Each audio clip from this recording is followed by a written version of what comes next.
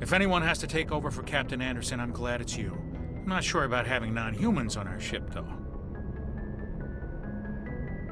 Speak freely, Presley. I want to know if you have a problem with non-humans. It's not that, Commander. Humanity has always handled its own problems. Saren attacked one of our colonies. We should be the ones to stop him. We don't need their help. Some people think asking for help is a sign of weakness. That's just being stupid and stubborn. No matter how strong you are, allies can make you stronger. I guess so. Maybe I'm just stuck in the old ways of thinking. But don't worry, Commander. This won't be a problem. Carry on, Presley. Yes, sir.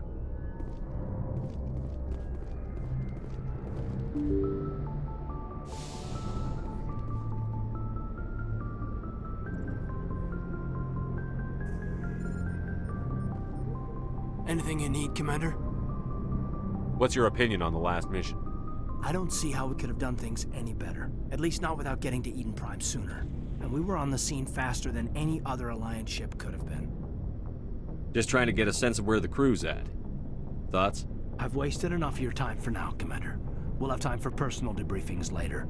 We'll talk another time, Lieutenant. Commander?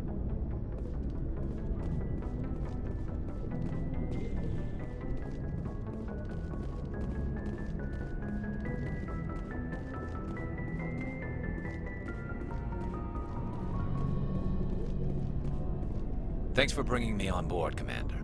I knew working with the Spectre would be better than life at CSEC. Have you worked with a Spectre before? Well, no, but I know what they're like. Spectres make their own rules. You're free to handle things your way. At CSEC, you're buried by rules. The damn bureaucrats are always on your back. For the most part, the rules are there for a reason. Maybe. But sometimes it feels like the rules are only there to stop me from doing my work. If I'm trying to take down a suspect, it shouldn't matter how I do it, as long as I do it. But CSEC wants it done their way. Protocol and procedure come first. That's why I left. So you just quit because you didn't like the way they do things? There's more to it than that. It didn't start out bad, but as I rose in ranks, I got saddled with more and more red tape. CSEC's handling of Saren was typical. I just couldn't take it anymore. I hate leaving. I hope you made the right choice. I'd hate for you to regret it later. Well, that's sort of why I teamed up with you. It's a chance for me to get off the Citadel, see how things are done outside CSEC. Either way, I plan to make the most of this.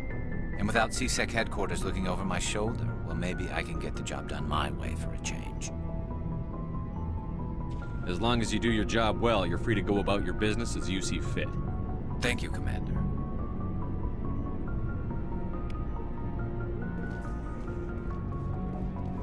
Hey, Commander. Looking for some extra supplies before you head out? What have you got? Whatever you want. Armor, weapons, mods. It's not standard Alliance issue, but that's not necessarily a bad thing. Well, as long as you don't mind paying for it. Why should I pay you for my weapons and armor? My stuff doesn't come from the Alliance. I have to purchase it myself, and it's not cheap. Hell, the licenses alone have set me back more than I'd like. But no licenses, no goods. Without the goods, I'm out of a job. What are licenses? Why do you need them? Manufacturers sell licenses. Each license allows me to buy and sell a certain brand of products. I already have several basic ones, but you'll need to buy more if you want me to bring in different brands. Many of the best licenses are hard to get, but they're well worth the cost if you can find them. What do the different manufacturers offer? There are too many for me to keep track of, but each license will explain what it's good for. How often will you get new items? Well, that depends on how many licenses you've purchased, but I'll rotate items on a regular basis regardless. And anytime we land someplace with a big enough port, I'll buy, sell, and trade whatever I can. Check back often. I need to move items quickly, so only the most basic items will be stocked consistently. Let's see what you've got. You bet, Commander.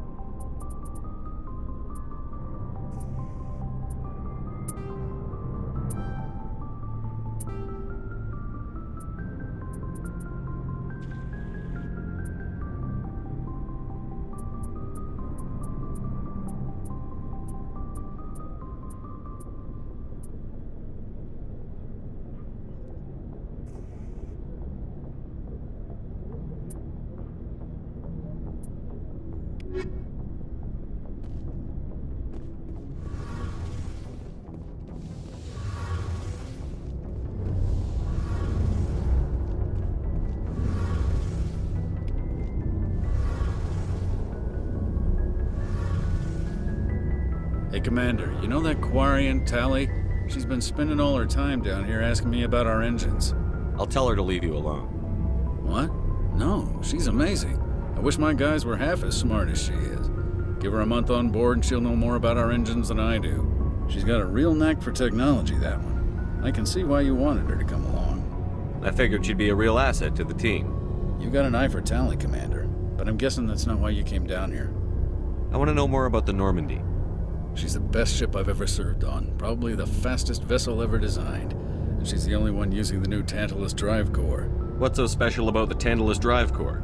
Proportionally, it's about twice the size of any other vessel. Not only are we faster, but we can run at FTL speeds longer before we have to discharge the core. Fill me in on the IES stealth systems. How does it work exactly? You can't hide a ship out in space. They emit too much heat and radiation, too easy for sensors to pick them up, unless you find a way to capture those emissions.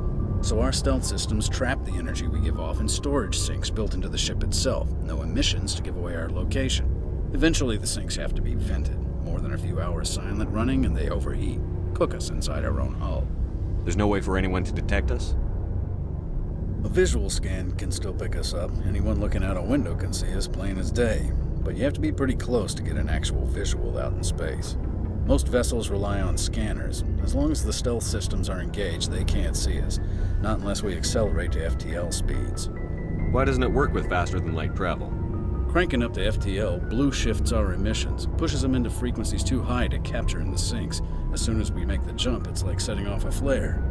Sensors can pick up our location whenever we enter or exit FTL flight, but for short-range missions, our stealth systems are amazing, and we've got the only one. Where else have you served, Adams? If you name a class of Alliance ship, I've probably served on it. Everything from dreadnoughts and carriers right down to frigates like the Normandy. My last assignment was on the Tokyo, only a cruiser, but she was a good ship.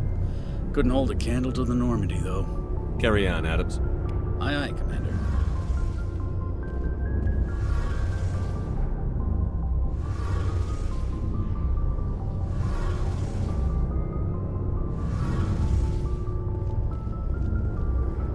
Your ship's amazing, Shepard. I've never seen a drive core like this before. I can't believe you were able to fit it into a ship this small. I'm starting to understand why you humans have been so successful. I had no idea Alliance vessels were so advanced. The Normandy's a prototype. Cutting-edge technology. A month ago, I was patching a makeshift fuel line into a converted tug ship in the flotilla. Now, I'm sitting on board one of the most advanced vessels in Citadel space. I have to thank you again for bringing me along. Traveling on a vessel like this is a dream come true for me. I had no idea you found ship technology so interesting. It comes with being a Quarian. The migrant fleet is the key to the survival of my people. Ships are our most valuable resource.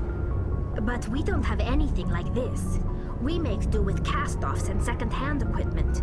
We just try to keep them running for as long as we can. Some of the fleet's larger vessels date all the way back to our original flight from the Geth. I can't believe your fleet's still using ships that are 3 centuries old. They're constantly being repaired, modified, and refitted. They aren't pretty, but they work. Mostly. We've tried to make ourselves as independent as possible on the flotilla, grow our own food, mine, and process our own fuel. But some things we just can't make on our own. A patch to maintain the hull integrity requires raw materials we just don't have. That's why our pilgrimages are so important.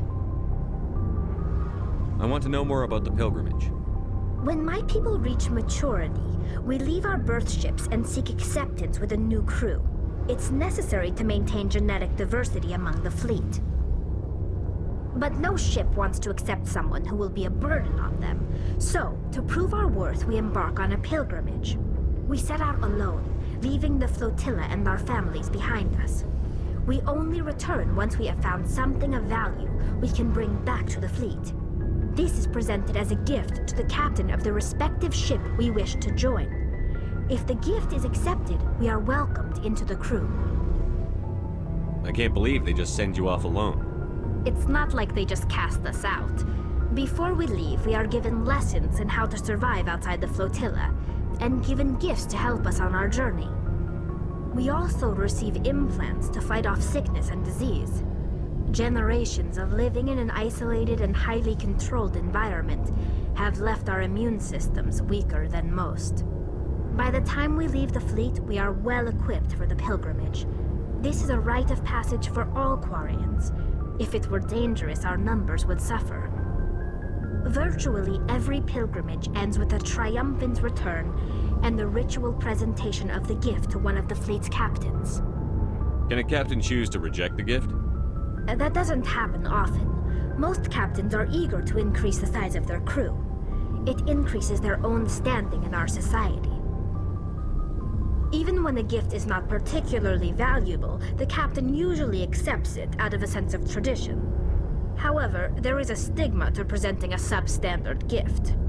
It's not the best way to make a good impression on a new community. Most pilgrims don't return until they find something worthwhile. I want to talk about something else. Like what? I want to know more about the Geth. I doubt I can tell you anything you don't already know. It's been almost 3 centuries since they drove my people into exile.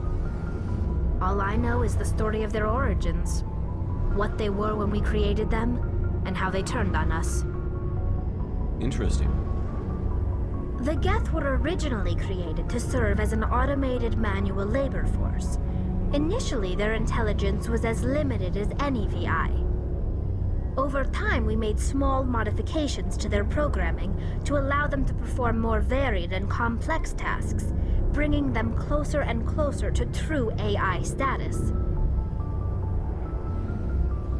How come the Council didn't step in and stop you? This wasn't true AI research. We may have been skirting the bounds of the law, but we never did anything that was actually illegal. The changes were so insignificant, so gradual, that we were able to control them. Or so we thought. But one thing we underestimated was the power of the neural network. 1 million Geth thinking simultaneously created an inherently unstable matrix. So, the Geth share brain power? Many of the Geth's logic systems were designed to work in concert with other nearby Geth. Basically, the more of them you have in a group, the smarter they are. So there's some sort of group consciousness? No, nothing like that. They cannot share sensory data or information. Their programming cannot handle that much simultaneous input. Each Geth maintains an individual awareness and identity. The neural network only operates on a process-based level. It's basically the synthetic equivalent of a subconscious. But when they're in close proximity, they can coordinate low-level functional processes, freeing up more capacity for original or independent thought. That doesn't make any sense. I'm probably oversimplifying. The Geth are incredibly advanced and complex creations. All you need to know is that they get smarter when they gather in large numbers. As we built more and more Geth, their effective intelligence became more sophisticated, more abstract. One day, a Geth began to ask its Quarian overseer questions about the nature of its existence. Am I alive? Why am I here? What is my purpose? As you can imagine, this caused a near panic among my people.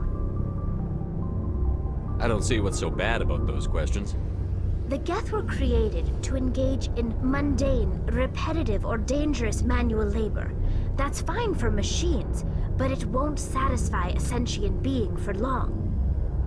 The Geth were showing signs of rudimentary self-awareness and independent thought.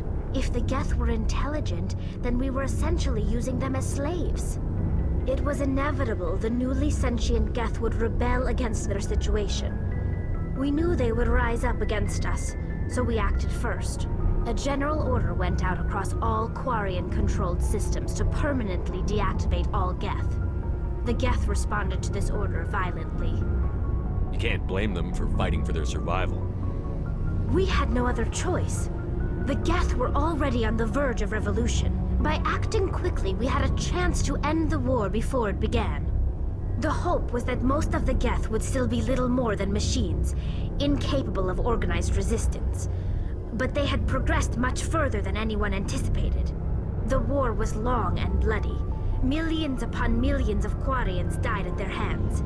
In the end, we were forced to flee our own homeworld. We feared the Geth would pursue us, but they never came beyond the Veil. Now we drift through space, exile searching for a way to reclaim what was once ours. It's hard to feel sorry for you. Your ancestors tried to wipe out another species. We made a mistake when we created the Geth in the first place, but we did not make a mistake when we went to war against them. If we had not acted, they would have wiped us out. They're a synthetic life form. They have no use for organics. None. Why do you think they cut themselves off from the rest of the galaxy? Why do you think they've killed every organic being who's ever tried to contact them? I didn't mean to offend you. I'm sorry. I didn't mean to get so worked up. Most Quarians tend to have pretty strong opinions about the Geth. Tell me about your people. Our lives aren't easy. Resources are scarce, and we are constantly on the move. Everything we do must in some way contribute to the continuation of the migrant fleet. There are 17 million Quarians in the flotilla, and each of us relies on the others for survival. The bonds among my people are strong. Unfortunately, we have had to surrender many of the freedoms and civil liberties other species take for granted. What kind of freedoms? Well, it's illegal for parents to have more than one child. If our population grows too much, it would strain our resources to their breaking point. Of course, we also can't allow our numbers to become too few. If our population is in decline, the rule against single births is temporarily repealed. In extreme cases of population decline, incentives are even offered to encourage multiple births, though the Conclave hasn't had to take such measures in nearly a century. That's your government. The Conclave is our civilian branch of government. Each ship can elect a representative to serve on the Conclave and make decisions that affect the fleet as a whole. On matters that affect an individual ship, however, the captain has the final say. It's a tradition that dates back to the early days, when the fleet was governed by martial law. Fortunately, most captains nowadays are smart enough to have an elected council from their crew to give them advice and guidance. So the ultimate power rests with elected officials. In practice, the Conclave and the respective council for each ship tend to set the rules that govern our daily lives. But in theory, we are still under military jurisdiction. The 5 top-ranking military officials in the fleet serve on the Admiralty Board. These 5 have the power to overrule any decision by the Conclave in case of emergency. To do so requires unanimous agreement among the Admiralty, and they can only do this once. After that, the entire board must resign their posts. It's a safeguard that served us well. In nearly 3 centuries, the Admiralty Board has only overruled the Conclave 4 times. I should go. See you later. Nice ship you've got, Shepard. What can I do for you? What's your story, Rex? There's no story. Go ask the Quarian if you want stories. You Krogan live for centuries. Don't tell me you haven't had a few interesting adventures. Well, there was this one time the Turians almost wiped out our entire race. That was fun. I heard about that. You know, they almost did the same to us. It's not the same. It seems pretty much the same to me.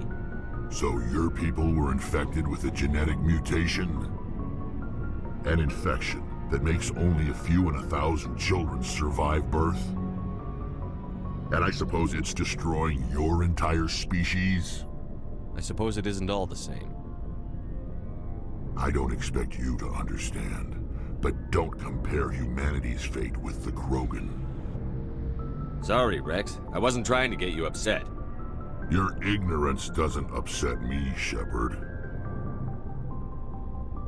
As for the Krogan, I gave up on them long ago. The genophage infected us, but it's not what's killing us. What can you tell me about the genophage? Ask the Solarians if you want details. They made it. All I know, it makes breeding nearly impossible. Thousands die in stillbirth, and most never get that far. Every Krogan is infected, every one. And no one's rushing to find a cure. Why don't the Krogan try to find a cure? When was the last time you saw a Krogan scientist?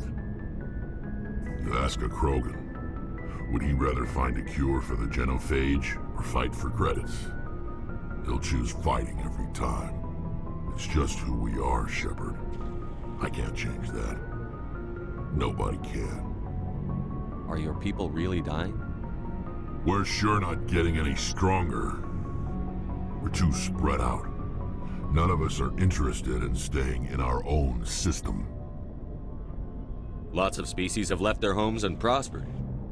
But they go to colonize new worlds. We're not settlers. We're warriors. We want to fight. So we leave. Hire ourselves out. And most of us never go back. So long, Rex. Shepard.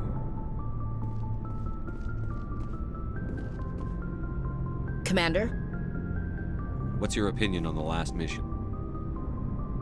Kinda wish you'd got there sooner, Commander. No offense, I appreciate the rescue. I just wish... You wish we'd been able to save the rest of your unit? Yes, sir. If I had been more alert, we wouldn't have been cut down by an ambush. The Geth are perfect ambushers. They don't move, they don't make noise, they don't even breathe. Sir, they have flashlight heads. I'll make sure it doesn't happen again. Do you have a few minutes to talk one-on-one? I'm sorry, Commander. I need to get my duty squared away. I wouldn't mind talking more later, though. Dismissed, Chief. Sir.